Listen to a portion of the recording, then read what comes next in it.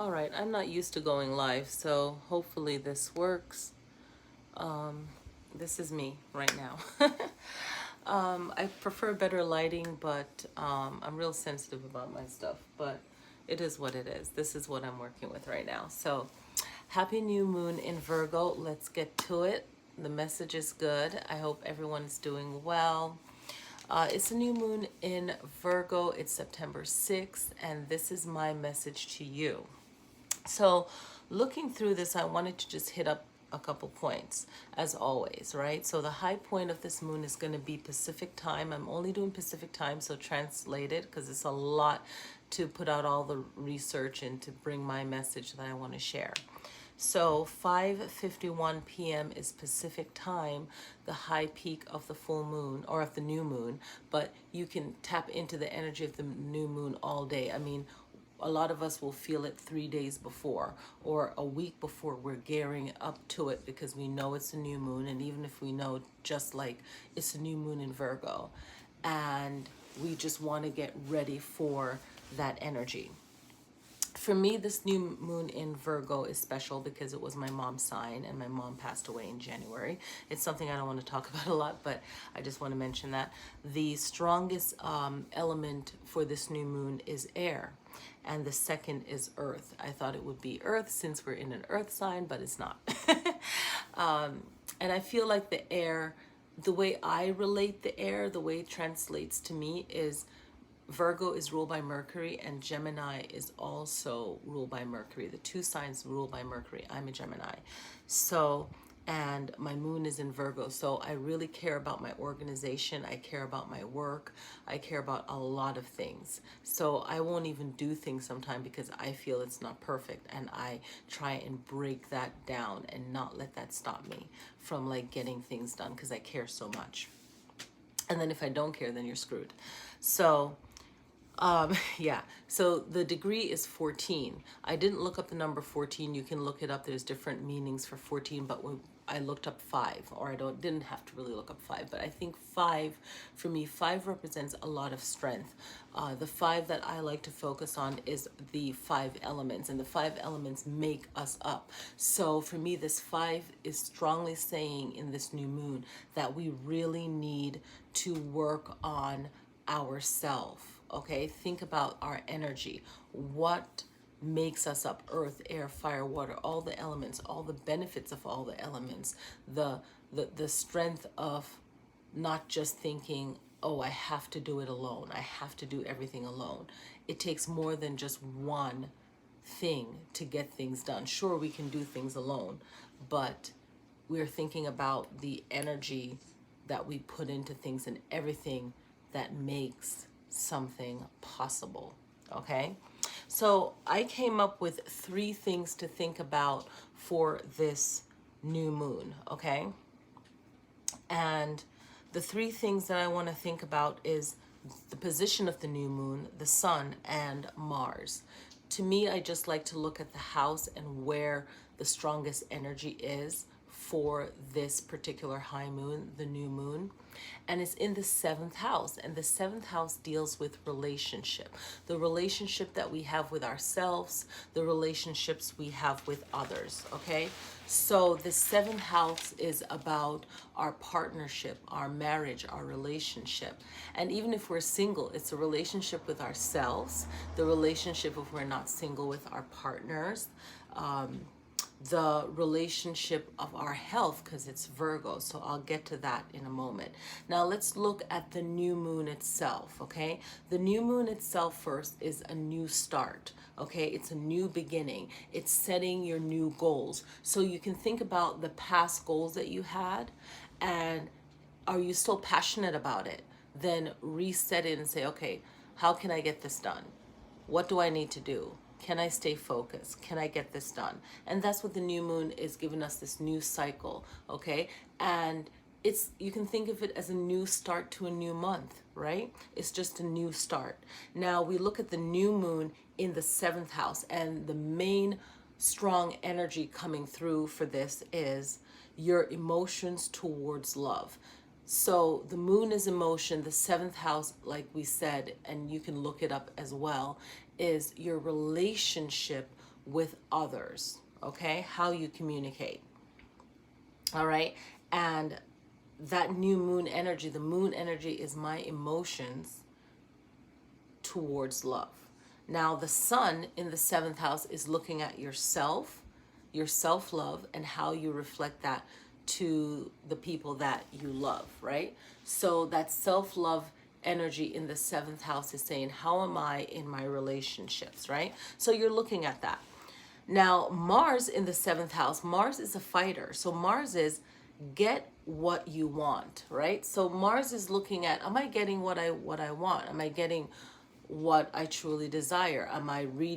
Sometimes we could be redirecting our energy on the person that's helping us in a negative way. Sometimes we're not putting our energy to the right person. We're not communicating right. So Mars is saying, am I getting what I want out of my 7th house? And you look at your 7th house in this chart for the present moment, but also look at your 7th house in your birth chart.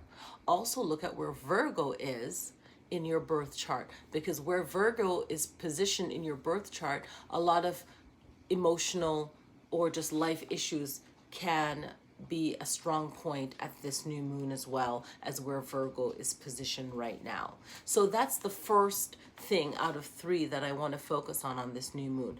The first is, like I said, is the position of the moon, the sun, and Mars, because these 3 planets are in the 7th house. That strong energy does matter for this new moon. The second thing is the opposite sign. I like to look at the opposite sign of Virgo, okay? And I want to say it's Pisces, okay? So what's going on with Pisces, the water sign? Pisces is in the 1st house. Again, that sun energy is strong in Pisces, looking at the self, okay? What is good for me is a strong message that's coming through. That water energy waters Virgo. Virgo gives that water energy stability, okay, to flow, right? So all of these charts, when you think of the circle of the chart and you think of the opposite sign, everything is balancing everything out, okay? There's so much I want to go into. Neptune. Neptune is in the 3rd house where Pisces is. So we're looking at the 3rd house of Gemini, of how we communicate our mind. So we're really thinking a lot about how we communicate. But how does Neptune communicate? Neptune is saying, and whether you're Pisces or not, it's also saying, how do I communicate my dreams, my actual dreams? Do I actually get the meaning of what my dreams have been telling me up until now? Am I decoding it right? Am I breaking it down right? And then if you are, you realize that subconsciously these things are hitting up because it's what you're experiencing in your daily life, and also what you really need to do, because you have to trust your gut feeling. So this Neptune in the 3rd house is saying, do I understand my dreams? Do I understand my real life goal dreams? Am I interpreting my intuition right? Am I guiding myself right? So those are really important things. A little tidbits that I want to mention is the Fortuna energy, or the lucky energy, is in the ascendant, the rising, in the 12th house. And the 12th house meaning of the subconscious mind. Okay, so there's a little thing to dig into there if you want to dig into that and look into that meaning. We have Jupiter in the 1st house, so we're thinking about ourselves and what's best for us. We have Aquarius in the 1st house, and Aquarius is a future thinker, so we're thinking about our future. How am I behaving? How's my life right now going to match up to my future life? So we're really looking at that and really self-evaluating ourselves and saying, you know what, do I want to punish, or do I don't have to punish because everyone receives their karma in their due time? So how am I handling myself, and how am I handling others? Because a lot is gonna come up, okay? So that's part of the second energy here. Another part of the second energy that we're looking at, because we're looking at 3 main things this new moon, okay? The most important planets and where they are. Now, it's right across from each other when you look at the chart, and I'll post the chart in the YouTube community. Okay, so look at my community page here on YouTube, because I'm posting a lot of information that I'm not getting into in the video. Okay, because it will be 2 hours long, and I'm not going to do that. So the 7th house, the 8th house, okay, on one side of the chart. Okay, the 7th house and the 8th house, that's very strong energy. Also, the 12th house, the 1st house, the 2nd house, and the 3rd house is opposite right here. So that's where the majority of the planetary aspects are focused on. Now, let me start with the 12th house. The 12th house is your subconscious mind. So if you've been going through issues for this year, for months now, your subconscious mind is really thinking, okay, what am I avoiding? Where am I misplacing my anger, my frustration, which there's nothing wrong with being upset, being angry, being hurt. Nothing is wrong with that. It's if it's misplaced, or if it's rightfully placed, but not so much, right? So we're looking at the 12th house in the subconscious mind. The 1st house is always the self, always putting self first. That's Mars's home, okay? And Mars is in the 7th house with Virgo right now, thinking about what is best for their relationship, right? Because the 7th house is all about relationships. So whatever you are going through, it doesn't matter if you're Virgo or not, you're still going to be experiencing these issues. So the 1st house is like the self. What's going on with me, right? What's going on with me? How am I interpreting what I'm going through? The 3rd house, which really, the second house hit me hard. It's about value. Okay, how do you value yourself, and how do you feel someone values you? The way that a person treats you is how they value you. If they feel they could treat you anyway and then everything is okay, that's how they value you. If they think that, okay, I really can't hurt this person because I value them, the 2nd house is about home and value and earnings as well. So you have to look at your self-responsibility and how you view that. And how you value yourself is going to be a strong point in how someone else values you. So really start to value yourself, and this will bring about a lot of wonderful healing, okay? The 3rd house is about the mind. So a lot of strong energy is focused on our mind and the people that we have a relationship with and how we communicate with them.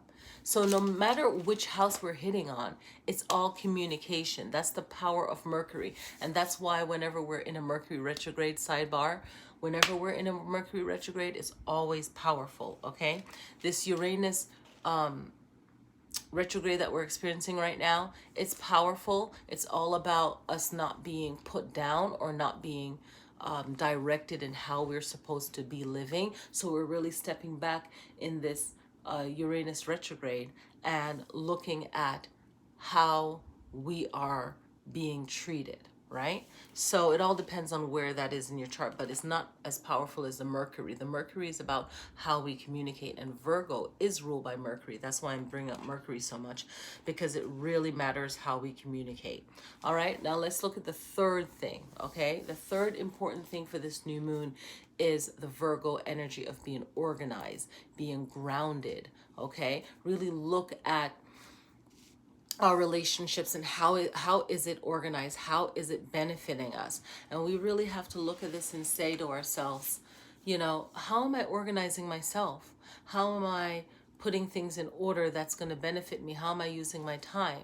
And this all has to do with our mental health. It all has to do with how strong we are. If we're not fighting for ourselves, we are at a loss. We're really at a loss. So it's an everyday practice to fight for ourselves, to fight for our happiness, and it's not easy. So Virgo is reminding us of our daily life routines. What are we doing in our daily life? Virgo is really about, what's my goal? How can I organize this? How can I get it done? And it's really for our safety, you know. As a Gemini and as an air sign, we don't really get along well with earth signs. We don't, unless they're on the cups or they have some kind of fire energy or other air energy there. But we can learn from all the 12, or rather 13 signs, that we all have that within us. It's all within our being, right? So we can learn about our daily life routines. How are we doing in our daily lives? Like, how are we doing in our daily lives? Are we writing down a plan that works for us? For me, writing things down and sticking to them is not easy, but I still get things done. So we have to find how we can get things done. And I was receiving a talk on this and listening, and I'm like, that's true. I might not do it conventionally, but I always get it done. But I want to get it done more on time. So if you want to get things done better, right, more powerful, you can tap into this Virgo moon through meditation. And it's in the 7th house of love, so you can do a lot of heart chakra meditation. You should work on all of the chakras and then focus on that one chakra that you're working on for that moon, which would be the heart. I would say it would be the heart chakra, okay? And working on the heart chakra on my meditation channel, I'm going to post a video on that. So these are the 3 things I wanted to focus on this new moon, is really the position of your emotion. How is your emotion towards love? How are you with your energy towards love, towards loving yourself, okay? We're jumping out of Leo season, which is creativity and spotlight and fun, right? And we need that powerful motivating energy to help us get things done. But now being in the Virgo season, this is about, let's get serious about it, let's get organized about it, and let's get it done. Not to say that Leo cannot, but Virgo has that power and that communicating energy of Mercury to really get things done. So happy birthday to all the Virgos. And the time that I can put into the channel, I thank you for watching. Please click like, please support the channel.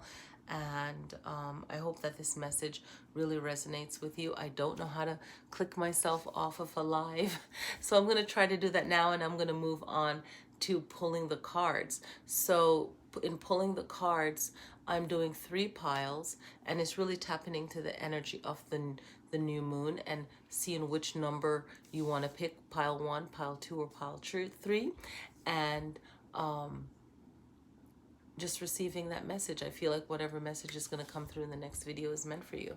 So I want to thank you again for watching. Happy new moon in Virgo. One more thing I wanted to say is that this new moon is so positive and powerful because we're leaving summer and we're going to go into autumn, into fall. And the change of the seasons can be really, really powerful. As the leaves as the trees drop their leaves, it's like another sign of just letting things go and starting a fresh new, right? And for me, fall and winter is like going within, still being my vibrant, self, and loving to communicating with people, but also going within. And I've been feeling that energy. So I'm really looking forward to cooler weather here in the desert, but also just the shift in the season. And as I'm shifting and changing, I'm just welcoming that energy. So that's all I gotta say. I don't know how to click out of this, so I'm gonna try and figure it out. But happy new moon, and I'll see you guys next time.